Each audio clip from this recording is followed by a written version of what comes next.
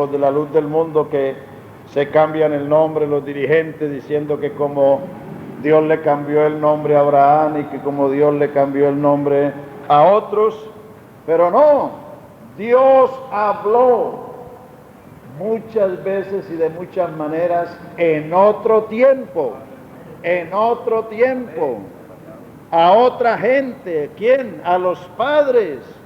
¿Por cuáles medios? Por los profetas. Ese es el Antiguo Testamento.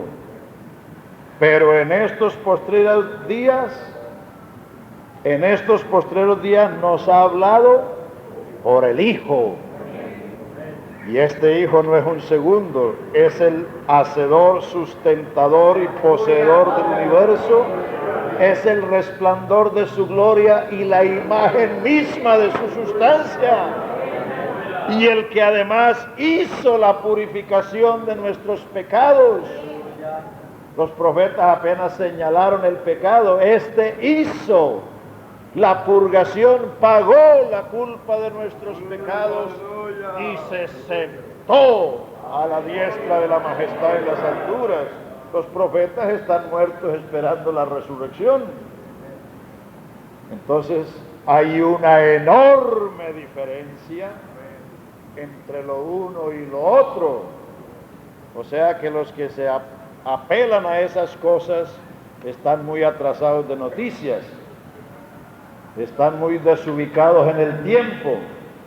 Entonces nosotros, por la gracia del Señor, que entendemos esto, valoremos, apreciemos y glorifiquemos a Cristo. Bendito sea su nombre glorioso. Entonces, esa es la primera declaración. La segunda es la de Natanael, que está en San Juan capítulo 1.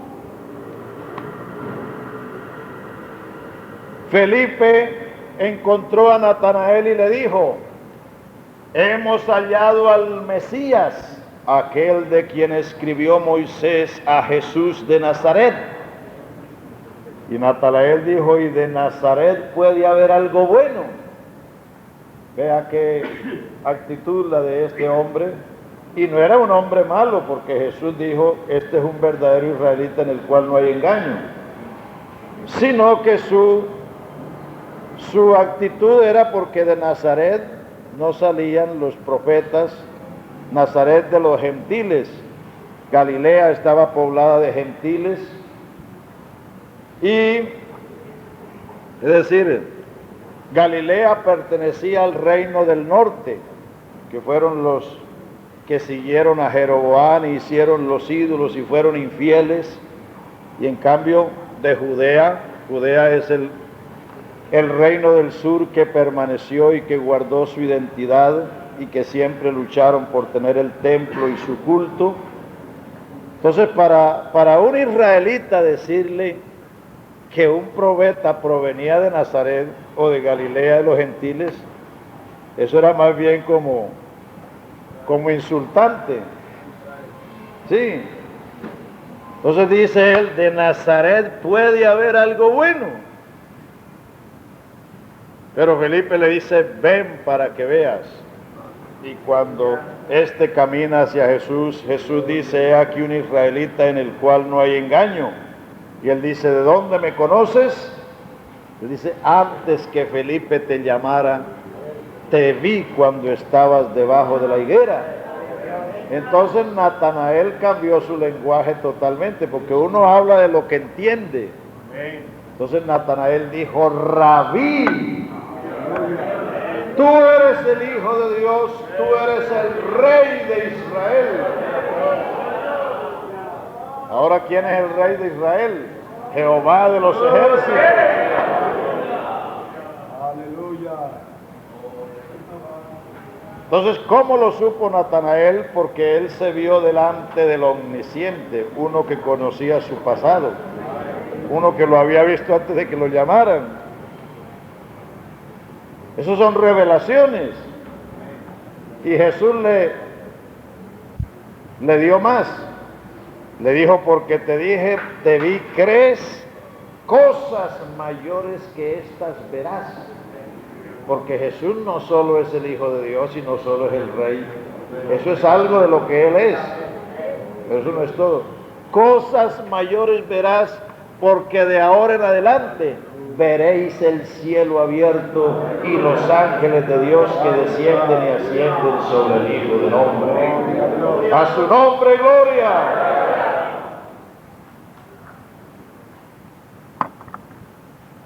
Bueno, entonces en los evangelios usted no encuentra sino estos dos hechos en el que hubo una revelación. En eso se cumplió lo que Jesús mismo dijo: nadie conoce al Padre sino el Hijo. Perdón, nadie.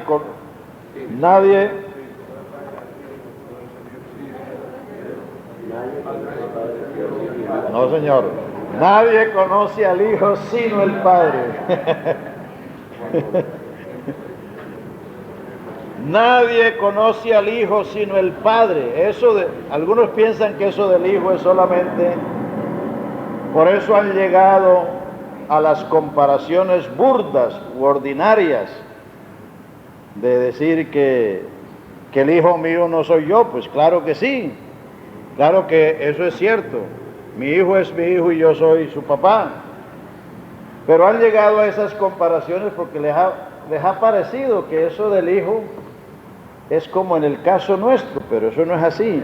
Nadie conoce el Hijo sino el Padre. ¿Y quién fue el que lo reveló? ¿No fue el Padre? Bienaventurado eres Simón, hijo de Jonás, porque esto no te lo reveló carne ni sangre, sino Padre. Entonces, para conocer al Hijo como Él es, se necesita una iluminación del Padre, que es el Espíritu. Amén. Jesús también dijo: nadie puede venir a mí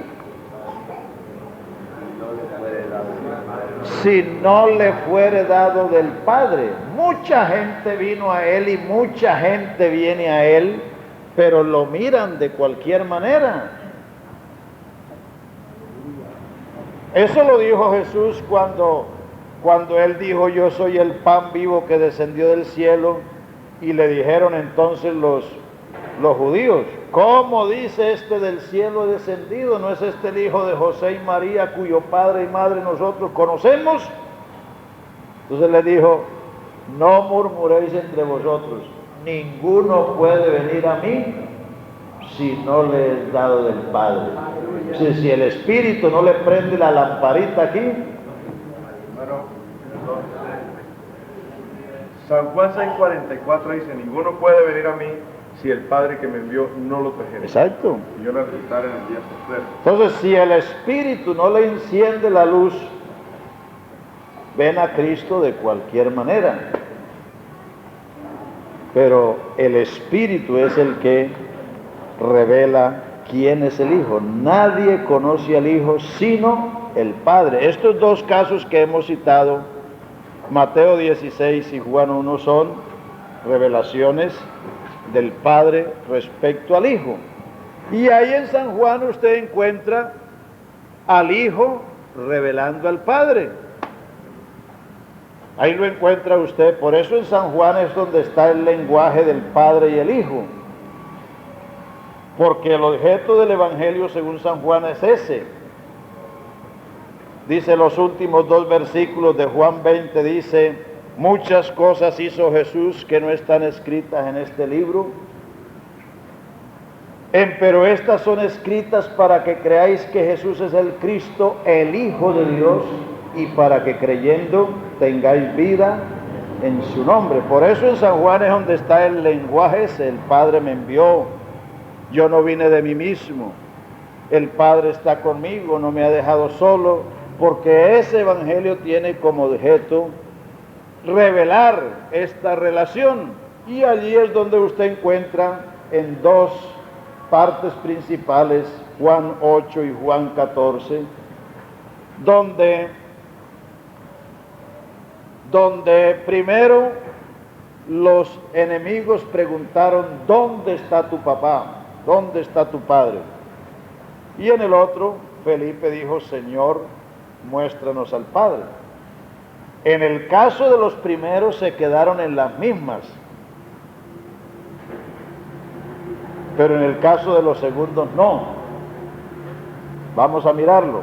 San Juan 8:12 en adelante. Porque uno puede preguntar y quedarse en las mismas,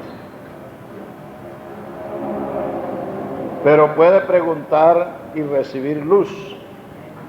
Pero eso depende de la actitud del corazón y de la mente. San Juan 8:12, Jesús dijo, yo soy la luz del mundo y el que me sigue no andará en tinieblas, mas tendrá la lumbre de la vida. Entonces ellos enseguida le salieron al paso. Tú das testimonio de ti mismo, tu testimonio no es verdadero. ¿Qué les dijo él entonces? Respondió Jesús, aunque yo doy testimonio de mí mismo, mi testimonio es verdadero, porque sé de dónde he venido y a dónde voy, pero vosotros no sabéis de dónde vengo ni a dónde voy. Recuerden que ellos solo le llamaban Jesús de Nazaret, y por eso se preguntaban, ¿no dice la Escritura que de Belén de Judea debe venir el Cristo? O sea que ni siquiera sabían que él había nacido en Belén. Fíjense cómo estaban de oscuros. Vosotros juzgáis según la carne, yo no juzgo a nadie. Y si yo juzgo, mi juicio es verdadero, porque no soy solo, sino yo y el que me envió el Padre. Y en la ley está escrito que el testimonio de dos hombres es verdadero. Yo soy el que doy testimonio de mí mismo.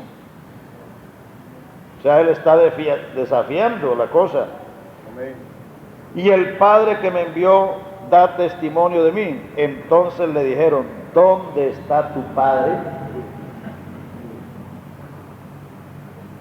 Respondió Jesús, ni a mí me conocéis, ni a mi Padre. Si a mí me conocieses, también a mi Padre conoceríais. O sea, Jesús les dijo, ¿por qué no lo conocían a él? Esta es la misma pregunta de Felipe, pero estos se quedaron en las mismas, mientras que Felipe y sus compañeros no. ¿Pero por qué? Por la actitud. ¿Dónde está tu Padre? Ellos no tenían ninguna reverencia para Cristo. ¿Dónde está tu papá? Muéstranoslo. Entonces él les dice, ni a mí me conocéis, ni a mi Padre. Si a mí me conocieses, también a mi Padre conoceríais. O sea que la razón por que ellos no podían ver la deidad de Jesucristo era porque no conocían a Cristo. El caso de San Juan 14 es el mismo hecho, pero con una actitud diferente. Y estos sí no se quedaron enlagunados, porque Felipe dijo, Señor, Señor. Así se debe hablar del Señor Jesús. Los discípulos en los Hechos decían, el Señor Jesús, bautizándolos en el nombre del Señor Jesús, porque Jesucristo es el Señor de todos. Así hay que hablar de Él, con reverencia. Señor, muéstranos al Padre y nos basta. Entonces dice, tanto tiempo hace que estoy. No está hablando de otro. Si estuviera hablando de otro, tendría que decir tanto tiempo que está. Yo no puedo decirles a ustedes que yo está desde esta mañana aquí. Y estaría hablando mal. Yo estoy aquí. Estoy habla de sí mismo. Felipe está preguntando por el Padre y Jesús le dice, tanto tiempo hace que estoy. Hay algunos que preguntan, muéstreme un versículo donde Jesucristo diga que Él es el Padre. ¿Quieren más claro que ese? Le están preguntando por el Padre y dice, tanto tiempo hace que estoy. no que está otro, que estoy con vosotros y no me has conocido. El que me ha visto a mí, ha visto al Padre. ¿Cómo dices tú? Muéstranos el Padre. Ver y conocer son dos cosas diferentes. Y Jesús habló de verlo y de conocerlo. Uno ve miles de personas en la ciudad todos los días, pero no las conoce. No saben quiénes son, ni de dónde vienen, ni para dónde van, ni cómo se llaman. En cambio, uno puede conocer a personas que no ha visto por la historia. Conocemos a Bolívar, conocemos a Colón, pero nunca lo hemos visto. ¿Cómo lo conocemos? Por la historia. Entonces, Jesús habló de verle y de conocerle, de las dos cosas. Entonces, más claro no puede alumbrar el sol. Si uno no lo quiere ver, ya es otra cosa, ¿no? Pero eso está completamente claro. Ahí está el Hijo revelando al Padre. Bueno, entonces volviendo a Romanos 1:3, precisamente por esa circunstancia de que durante los 33 años de la vida de Cristo en la tierra, que anduvo entre los hombres, que hizo milagros, que enseñó, solo los 12 y Natanael llegaron a conocer quién era él. Los demás solo conocieron muy poco. Por eso dice que Cristo o que el Hijo fue declarado Hijo de Dios con potencia por la resurrección. O sea que la resurrección es una declaración que justificó que Jesucristo es lo que Él dijo ser. La resurrección es la demostración, la declaración universal que prueba que Él es quien dijo ser. Aleluya. Por eso usted lee en los Hechos que los discípulos daban testimonio de la resurrección de Cristo con gran denuedo. El primer encarcelamiento de los apóstoles, según los Hechos 4, fue por eso. Dice que los fariseos y los principales de los sacerdotes, celosos y resentidos de que los discípulos anunciaran en Jesús la resurrección de los muertos, les echaron mano y los pusieron en la cárcel. Ellos creían en la resurrección, pero seguían creyendo que la resurrección era cuestión del fin, y los apóstoles estaban enseñando que la resurrección había partido de Cristo, había arrancado con Cristo, que Cristo es el primero de la resurrección. Entonces esa doctrina era intolerable, porque eso era reconocer que Jesús es lo que había dicho ser, que Él era el Hijo del Dios Altísimo.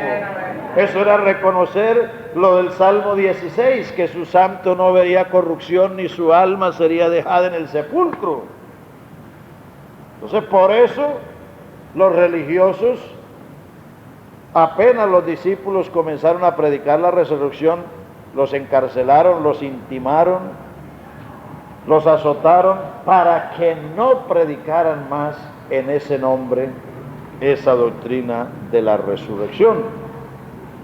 Por eso Pablo también, al dirigirse a los corintios, les dice: además os declaro el evangelio que les he predicado, que recibisteis, que creísteis, que perseveráis en él, y que si perseveráis en él sois salvos. Entonces comienza a enumerar que Cristo fue muerto por nuestros pecados conforme a las Escrituras, que resucitó al tercer día conforme a las Escrituras, que apareció a Cefas, a los 12, a Jacobo, a más de 500, y al último como a un abortivo me apareció a mí. Es decir, que la resurrección de los muertos es la declaración universal de que Jesús es el Hijo de Dios con potencia, que Jesús es el Redentor que vino, de Hebreos 2, hacedor y sustentador del universo, que vino a vencer al emperador de la muerte en el Calvario y a vencer la muerte mediante la resurrección. Segunda de Timoteo 2, 1:10 dice: Cristo quitó la muerte y sacó a la luz la vida y la inmortalidad por el Evangelio. ¡Aleluya su nombre! Entonces ese hecho de la resurrección confirma, declara, justifica, rubrica todo lo que Jesús dijo. Las declaraciones de Cristo respecto a su deidad generalmente están en San Juan. Yo soy el pan de vida, yo soy la lumbre de la vida, yo soy el camino, la verdad y la vida, yo soy la resurrección y la vida. Aleluya. Yo soy la vid verdadera, antes que Abraham fuese, yo soy. Es decir, note usted que cuando Jesús decía esas declaraciones era que venía la contienda, porque ellos sí lo aceptaban como el descendiente de David y no podían negar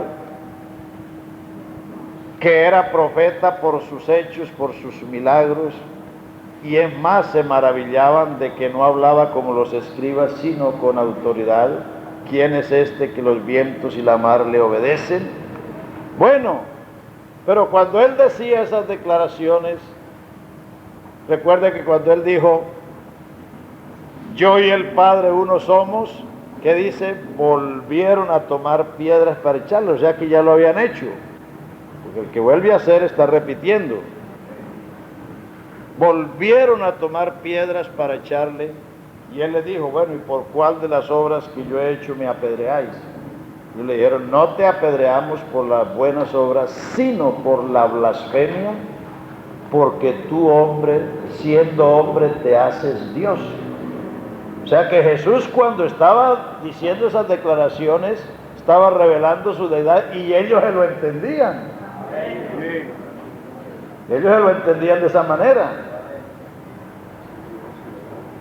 Entonces él dijo, si aquellos a quien fue dada palabra de Dios fueron llamados dioses, o sea, el Salmo 82, dioses hombres, dice, porque yo dije hijo de Dios sois, porque dije hijo de Dios soy, vosotros decís que yo blasfemo. O sea que ellos estaban, al que el Padre santificó y envió al mundo, vosotros decís, tú blasfemas, porque dije, hijo de Dios soy. Pero eso que él decía, hijo de Dios soy, ellos lo catalogaban como como lo catalogamos nosotros. El Hijo de Dios no es otro Dios, sino el único Dios manifestado en carne, lo visible del invisible, la imagen y resplandor de su gloria. Dioses sois. Esa es otra cosa que hay que tener en cuenta, porque ahora está de moda que cualquiera quiere ser Dios. Pero el Salmo 82, que está muy claro, está hablando de los jueces de Israel, a quien Dios llamó dioses. Hay dioses hombres, dioses demonios, dioses ídolos, pero Jesucristo es el verdadero Dios. A ver, vamos al Salmo 82, porque por ahí hay los que ¿a quién se estaba refiriendo? Porque de aquí toma la cita el Señor Jesús. Dios está en la reunión de los dioses, en medio de los dioses juzga. ¿Hasta cuándo juzgaréis injustamente y aceptaréis las personas de los impíos? Defended al débil y al huérfano, haced justicia al afligido y al menesteroso. ¿De cuáles dioses está hablando? De los jueces de Israel. Porque a ellos fue que se les mandó que hicieran justicia a la viuda y al huérfano y que no hicieran acepción de personas en el juicio. Librad al afligido y al necesitado, librarlo de la mano de los impíos. No saben, no entienden, andan en tinieblas, tiemblan todos los cimientos de la tierra. Yo dije, vosotros sois dioses, y todos vosotros hijos del Altísimo, pero, vea el tremendo pero que tienen estos dioses, pero como hombres moriréis, y como cualquiera de los príncipes caeréis. Comparar a Jesucristo con un Dios de estos es una blasfemia. Amén. Es un insulto. Porque estos son dioses hombres. Es decir, todo el que está sobre otro está considerado en esa forma. Dios le dijo a Moisés, seréis Dios para Faraón. ¿Por qué? Porque lo que Moisés decía se hacía. Mañana habrán tinieblas a esta hora. Mañana las ranas estarán allá en la almohada de tu cámara. Entonces lo que Moisés decía se hacía, pero ¿por qué? Porque Dios lo había puesto por Dios de Faraón. Entonces los jueces de Israel fueron puestos para juzgar entre su pueblo, y Dios los llamó dioses, porque estaban sobre el pueblo, pero eran dioses mortales. Y comparar a Jesucristo con un mortal de estos es una espantosa tergiversación de las Escrituras. En el Salmo 96 dice, los dioses de los pueblos son ídolos, mas Jehová hizo los cielos. Fíjese que se está haciendo la diferencia entre los dioses ídolos y el Dios verdadero, que es el creador de todo. Aquí se está haciendo diferencia en que estos dioses que juzgan al pueblo son mortales y como cualquiera caen. Y el diablo, que es el Dios de este siglo, dice que también hay muchos dioses, dice San Pablo. Entonces hay dioses demonios, dioses ídolos y dioses hombres, pero Jesucristo es el único y verdadero Dios. ¿Cómo se va a comparar al creador, sustentador, hacedor, administrador del universo con estas criaturitas?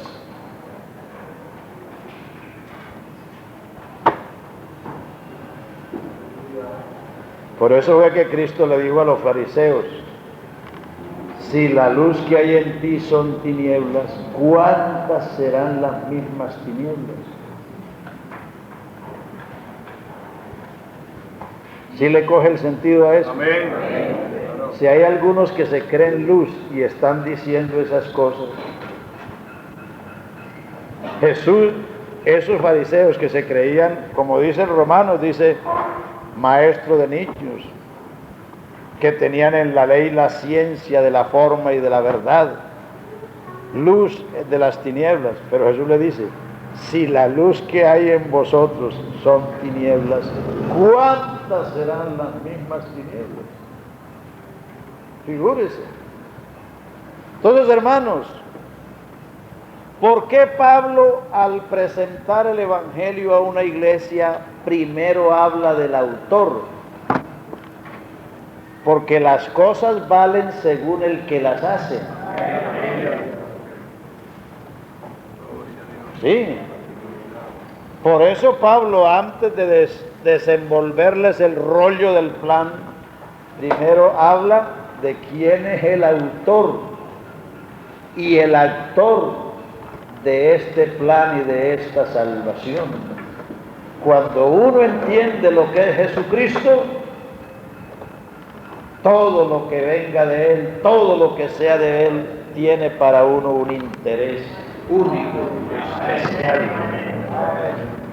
Pero si uno compara a Jesucristo con un mortal, pues entonces realmente se mata, se pierde el interés que se debe tener, se pierde el sentido de adoración, de reverencia, de alabanza.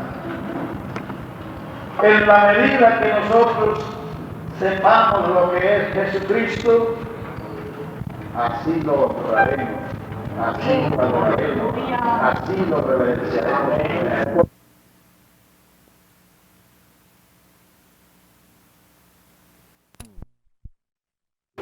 Que le hace ver a uno cuán excelso, glorioso y sublime es Jesucristo, es lo que lo hace a uno andar delante de Él con temor, con reverencia.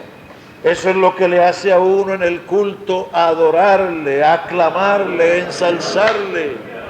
Eso es lo que hace que el predicador no se envuelva, no se enmarañe en las menudencias de esta vida, sino que proclame a Jesucristo. ¡Aleluya! Jesucristo es el ser más maravilloso de todas las edades. Bendito sea su nombre glorioso. Él es la esencia. En ese versículo está la esencia del Evangelio. Cristo, según la carne del linaje de David, pero Cristo, Hijo de Dios con potencia por la resurrección de los muertos. Si Él no era humano, no podía rescatarnos porque tenía que ser nuestro pariente. Por eso San Juan en sus epístolas enfatizó esa parte. ¿Por qué? Porque cuando Juan escribió el Evangelio ya existía el gnosticismo, esa plaga que todavía tenemos ahora, que enseñan que Jesucristo no era humano, sino que era un ser astral con apariencia humana. Eso es lo que enseñan ellos. Ellos enseñan que la materia y el espíritu son incompatibles, que la materia es corrupta y que el espíritu es puro. Y entonces ellos enseñaban eso para justificar el pecado, enseñando que Jesucristo sí podía ser puro porque no era humano, no era terreno, sino era un ser astral, un ser cósmico, pero que los creyentes no podían llegar allí a no ser pecadores porque eran mortales, tenían humanidad. Por eso Juan escribió en su capítulo 3 diciendo: el que es nacido de Dios no practica el pecado, no porque sea astral o cósmico, sino porque la simiente de Dios está en él y no puede pecar. Y él dijo: y el anticristo es aquel que niega que Jesús vino en carne. Este es Jesucristo que vino por agua y sangre, no por agua solamente, sino por agua y sangre, y el Espíritu es el que da testimonio, porque el Espíritu es la verdad. Es decir, es tan importante predicar los dos aspectos. ¿Por qué? Porque la humanidad de Cristo es el mediador, la humanidad de Cristo es el camino. Si no entendemos esto, no hay camino, estaríamos como Jod. ¿Qué dijo Jod en su angustia? Jod dijo: si yo supiera dónde está la silla del Todopoderoso, yo iría a él y yo llenaría mi boca de argumentos. Pero él no sabía dónde ubicarlo. Él dice: el Espíritu de Dios me hizo y el soplo del Omnipotente me dio vida. Él dice: Él es el que le da inteligencia al espíritu del hombre. Él hace cosas grandes y maravillosas que yo no entiendo. Dice: pero Él pasa delante de mí y yo no lo veo. Dice, ojalá hubiera un árbitro que pusiera su mano sobre él y sobre mí, un mediador. Eso era lo que decía, ojalá, porque él no podía ubicarlo. Bueno, eso es lo que no nos pasa a nosotros, porque él vino. Y esa manifestación es el mediador, es el árbitro.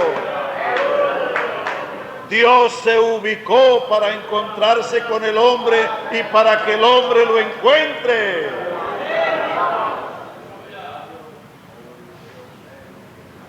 ¿Cómo sabemos a dónde va si no sabemos el camino?, dijo Tomás. Jesús le estaba hablando del Padre. En la casa de mi Padre muchas moradas hay. Dice Tomás, ¿y cómo vamos a saber el camino si no sabemos para dónde vas? Jesús dijo, yo soy el camino, la verdad y la vida. Nadie viene.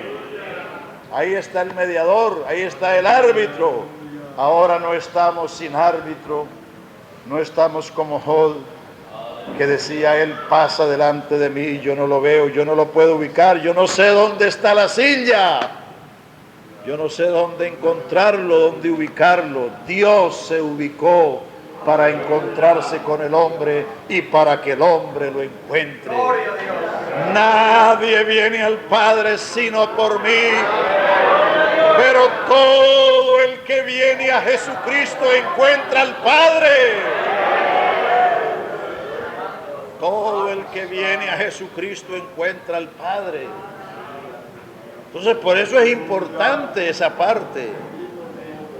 La humanidad es ese camino, es ese árbitro, es ese mediador, es esa ubicación. Pero si él era solo humano, él apenas hubiera podido pagar por uno. Pero él pagó por todos, porque él es Dios bendito sobre todas las cosas, porque él es el Señor de todos. Bendito su nombre. El amor de Cristo nos constriñe pensando esto, que si uno murió por todos, luego todos son muertos, y por todos murió, para que los que viven ya no vivan para sí, sino para aquel que murió y resucitó por ellos. Alabanzas a su nombre.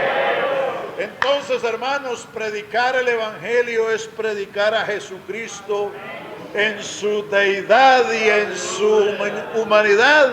Si la gente sabe quién es Jesucristo, lo seguirán.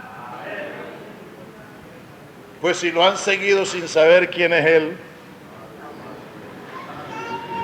cuánto más sabiendo. ¿Sí? Si lo han seguido sin saber quién es Él, cuánto más sabiendo. Hermanos, qué honor que tenemos nosotros, los predicadores, de explicarle a la gente. Por eso Pablo dijo, yo, que soy menos que el más pequeño de los santos, se me concede la gracia, se me hace el favor de anunciarle a los gentiles las inescrutables riquezas del Evangelio de Cristo. Usted no le está haciendo un favor a Dios con predicar el Evangelio, ni yo tampoco. Dios no necesita favores de nadie. Él nos hizo el favor de darnos esta luz, de encendernos esta lámpara, de mostrarnos quién es Él, para que le anunciemos a los gentiles, a las gentes. Entonces, hermanos, siéntase honrado donde usted esté, en la ciudad o en el campo, en el pueblo o en el villorrio, de donde sea. Si Dios lo llamó y lo mandó a usted a predicar el Evangelio, esto es un honor que ni aún los ángeles tienen.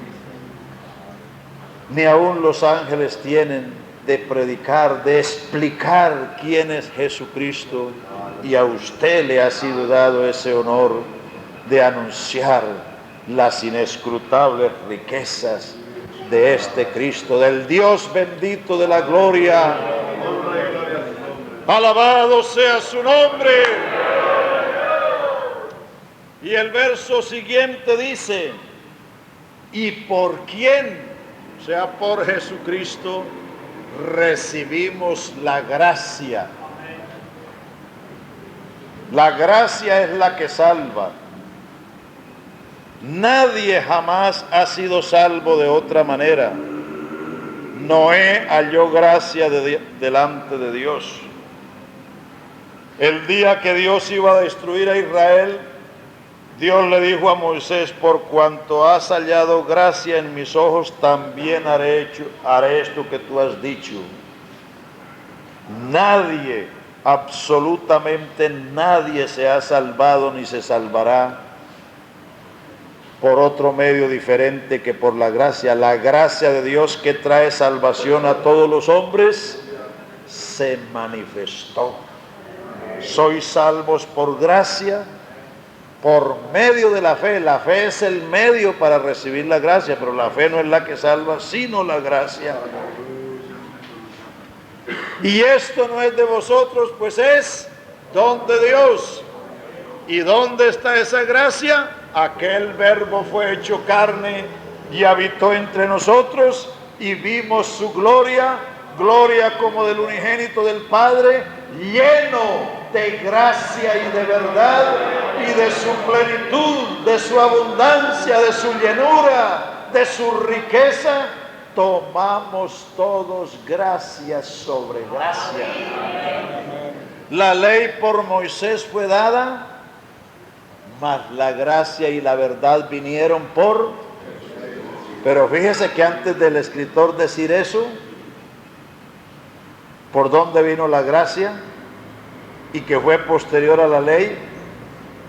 Fíjese de dónde arranca. En el principio era el Verbo era con Dios, el Verbo era Dios. Todas las cosas por Él fueron hechas. Y sin Él nada de lo que existe fue hecho. En Él estaba la vida, y la vida es la luz de los hombres. Aquella luz verdadera que alumbra a todo hombre. El que no lo alumbre Jesucristo está en tinieblas. Puede ser el más sabio del mundo. Aquella luz verdadera que alumbra a todo hombre. Cójale el sentido a eso. Hay algunos que creen que son luces, pero repito lo que dijo Cristo, son tinieblas. Aquella luz verdadera que alumbra a todo hombre venía al mundo, en el mundo estaba, el mundo por Él fue hecho, y el mundo no le conoció. A lo suyo vino, a Israel su pueblo, no le recibieron, mas a los que le reciben, a los que creen en su nombre, les da el derecho, la potestad, el privilegio de ser hijos de Dios. Si Él no era Dios, ¿cómo nos va a ser hijos de Dios? ¡Aleluya! Y aquel Verbo se hizo carne y habitó entre nosotros, y vimos su gloria, gloria como del unigénito del Padre, lleno de gracia y de verdad. ¿Cómo se puede predicar a otro y esperar que la gente se salve si Él es la fuente de gracia? Y la manera en que la gente se salva es por la gracia. Por eso es que en Roma no hay ningún salvo, porque están predicándole que María es la fuente de gracia. Y ella apenas recibió gracia para ser la madre del Salvador, pero no para repartirle a nadie. Por eso están perdidos como están. ¿Cómo se va a ser salvo si se predica otro ser u otra cosa? Si Él es la fuente de toda gracia, dice, y de su plenitud tomamos todos. Si uno no viene a Jesucristo, ¿de dónde va a recibir gracia? ¿Quién le va a dar gracia? ¿Cómo va a recibir gracia? Por quien recibimos la gracia Y otra cosa, el apostolado, el ministerio.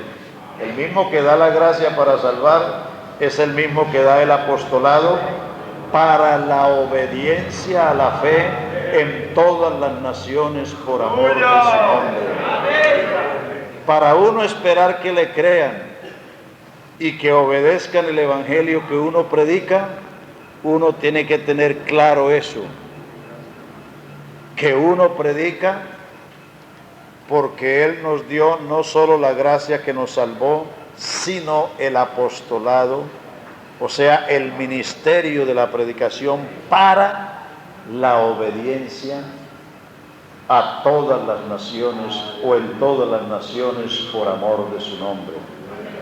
Si a usted lo llamó el Señor, tenga esa confianza que cuando usted va a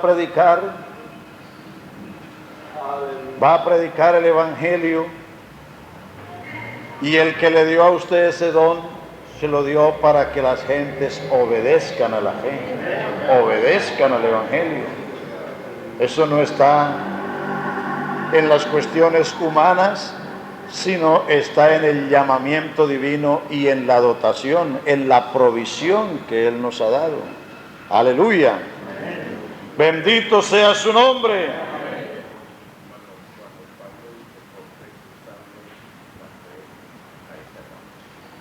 Sí, es que la fe es el canal. Lo primero que Dios le da a una persona es fe, porque sin fe es imposible agradar a Dios. Y por la fe recibimos la gracia. La fe es el canal, es la conexión entre Dios y nosotros. La fe viene por el oír. La fe es don de Dios.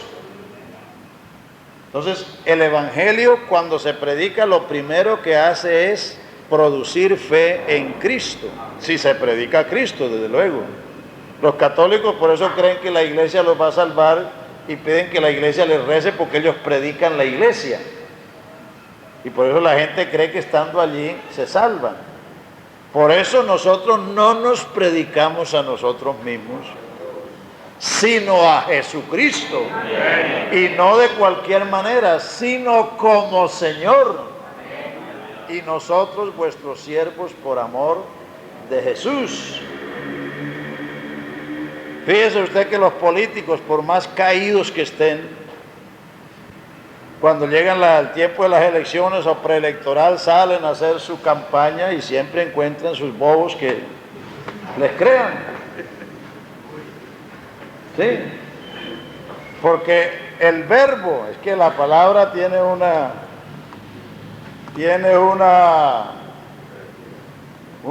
importancia tremenda. Entonces, eso debe mostrarnos que si predicamos a Jesucristo, la gente tendrá fe en Él, y Él es la fuente de gracia. Entonces, ese canal conectado de aquí a la fuente de gracia, pues ese chorro lo salvará. Pero si se predican otras cosas, por eso es que digo que no hay que comenzar por lo último, y hay que insistir, porque como siempre hay nuevos predicadores, y a veces los nuevos predicadores comienzan a predicar por lo último y no por lo primero. Ven a una mujer pintada o con el vestido desarreglado, ven al hombre que está fumando o al borrachito y comienzan a hablarles primero del pecado, y entonces la gente se disgusta porque la gente defiende lo que tienen. El borracho defiende su aguardiente porque eso es lo que tiene, con eso es que se distrae él. La mujer vanidosa defiende sus vanidades porque esa es la diversión de ella, eso es lo que le gusta. El idólatra defiende sus ídolos porque eso es lo único que tiene. Y si usted va a quitárselo, pues él se le pone bravo. Pero si usted le ofrece a Jesucristo, Él se dará cuenta que esas cosas ante Jesucristo no valen nada y las tira, las arroja. Pero si usted va a comenzar por lo último, el cristianismo es fruto de Cristo. No se puede ser cristiano sin Cristo. No se puede ser santo sin tener a Cristo. Entonces el Evangelio es la proclamación de Cristo. Y la vida santa es el resultado de que Cristo está en nosotros. Porque Él es el santo y el que santifica. Él es el justo y el que justifica. Entonces, Él es el limpio y el que limpia. Entonces, esto nos debe enseñar. Fíjese que Pablo no comienza por el pecado, ni por el juicio, ni por la condenación. Eso lo vamos a ver adelante. Comienza por presentar el autor de esta salvación. Y cuando uno comprende lo grande, lo glorioso que es Jesucristo, eso lo cautiva, eso lo atrae. Y entonces uno va a ver que el pecado, el mundo y las vanidades realmente son vanidades y que lo que hay es que arrojarlas, echarlas. Pero si a una persona le van a quitar lo que tiene sin ofrecerle nada, pues él va a defender lo que tiene aunque sea lo peor. Por eso entonces prediquemos el Evangelio y veremos entonces el resultado. Versículo 6 para terminar, ya faltan 5. Entonces, entre los cuales estáis también vosotros llamados a ser de Jesucristo. Ahí tiene usted el objetivo del Evangelio. El objetivo del Evangelio es que lleguemos a ser de Jesucristo. Ser habla de pertenencia. Ser de Jesucristo. Vivimos en una época en que aparentemente el Evangelio es muy conocido, muy difundido, pero en la mayoría de los casos es el Evangelio de las ofertas nada más. Ustedes seguramente han oído esos programas radiales donde ofrecen oración para todo y ponen a Jesucristo como una arregla problemas de todo, pero no lo presentan a Él. Eso es un error. Eso no es predicar el Evangelio, eso es predicar los derivados del Evangelio. Eso es predicar los resultados del Evangelio y no el Evangelio. El Evangelio es el llamamiento de Dios para que lleguemos a ser de Jesucristo, para que pertenezcamos a Él. Voy a citarle varios versos. Romanos 8:5 dice: los que son de la carne piensan en las cosas de la carne, y los que son del Espíritu, habla de pertenencia. Primera de Corintios 15, donde habla de la resurrección, dice: Cristo las primicias, luego los que son de Cristo. Gálatas 4:24 dice: los que son de Cristo han crucificado la carne con sus efectos y concupiscencias. Note que habla, los que son de Cristo, los que pertenecen a Cristo. Y ustedes se dan cuenta que la humanidad que no conoce a Cristo, ellos solo piensan en las necesidades materiales. Es que si están enfermos quieren ser sanos, si tienen problemas económicos quieren que se les resuelva, si tienen problemas hogareños lo mismo. Es decir, si tienen todas aquellas cosas, ¿quién no quiere que se les resuelvan sus problemas? Pues todo el mundo lo quiere. Pero si tras que el niño es llorón, la mamá lo pellizca, ¿cómo será la lloradera, no? Si tras de que la gente del mundo no busca sino lo material, el predicador no ofrece sino eso, ¿se salvará la gente? Pues claro que no. Ofrecer las cosas no es predicar el Evangelio. Hay que ofrecer a Cristo. Jesucristo vino para que lo recibamos. Él dijo, yo he venido en nombre de mi Padre y no me recibís. Si otro viniera en su propio nombre, a él recibiréis. Él dijo, el que me rechaza y no recibe mis palabras, yo no le juzgo, la palabra que he hablado le juzgará en el día postrero. Zaqueo le recibió gozoso. Y fíjese lo que pasó. Enseguida dijo, vea, la mitad de mis bienes doy a los pobres y a todo lo que les he robado le voy a devolver con el cuarto tanto. Fíjese el efecto. Fíjese el efecto de recibir a Jesucristo.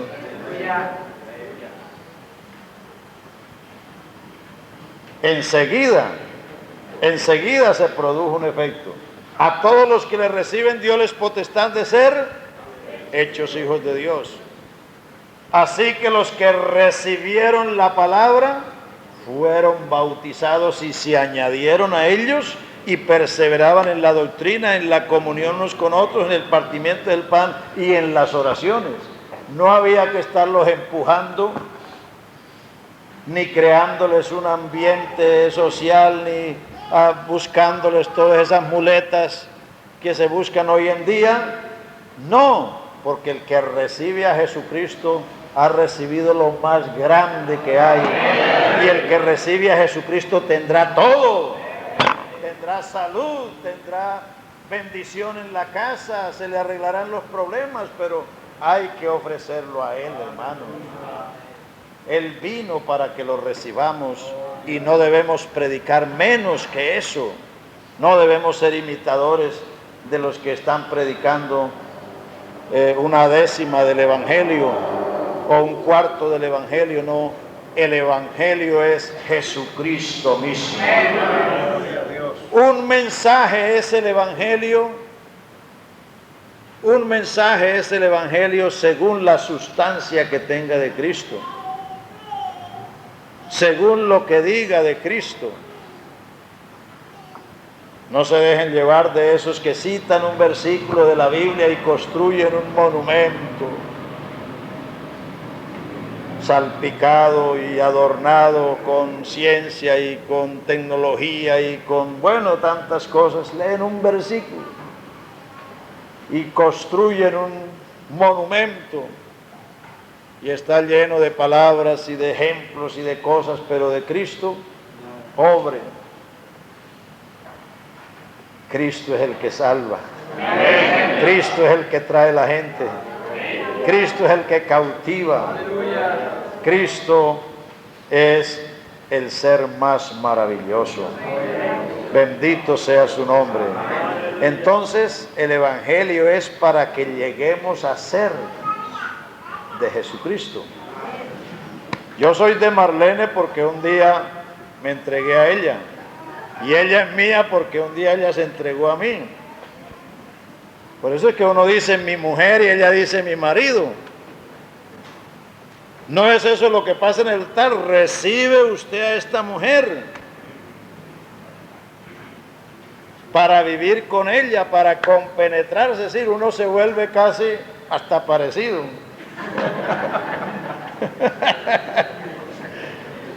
Sí, porque son dos vidas que se van fundiendo.